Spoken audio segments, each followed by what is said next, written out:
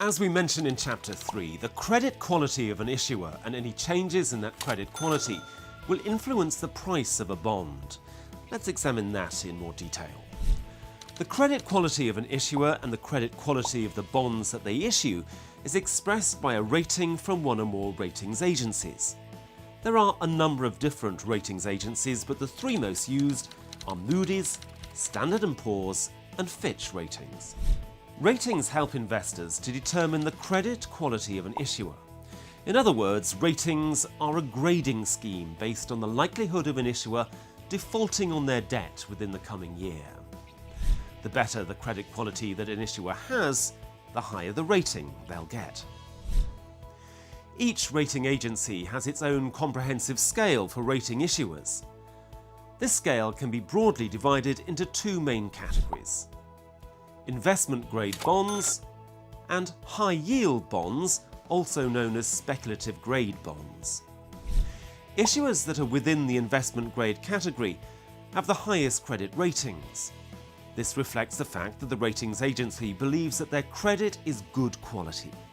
If an issuer is in the high-yield category, this means that the rating agency believes that their credit is lower quality than that of investment-grade issuers.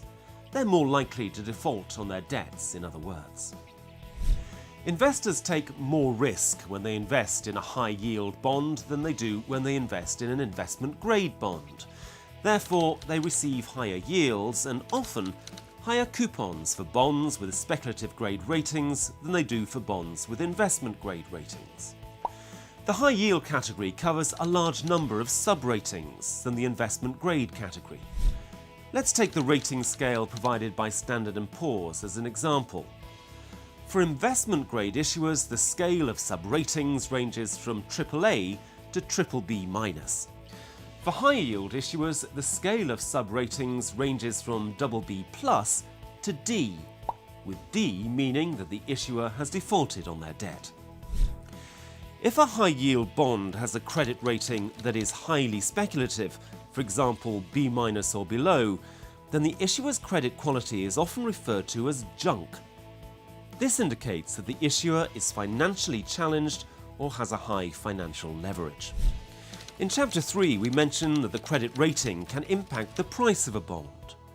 So let's take a look at a real-life example showing the impact of a change in credit rating on a bond.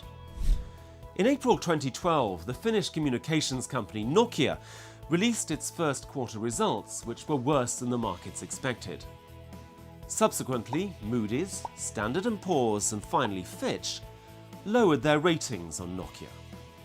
This resulted in Nokia going from being an investment-grade company to being a high-yield company. The downgrades resulted in Nokia's issued bonds falling in price. In this example, we look at a bond from Nokia that had a coupon of 5.375% and a maturity date of 2019. If you look at the graph, you can see that the price of the bond dropped by nearly 20% between the middle of April 2012 and the middle of May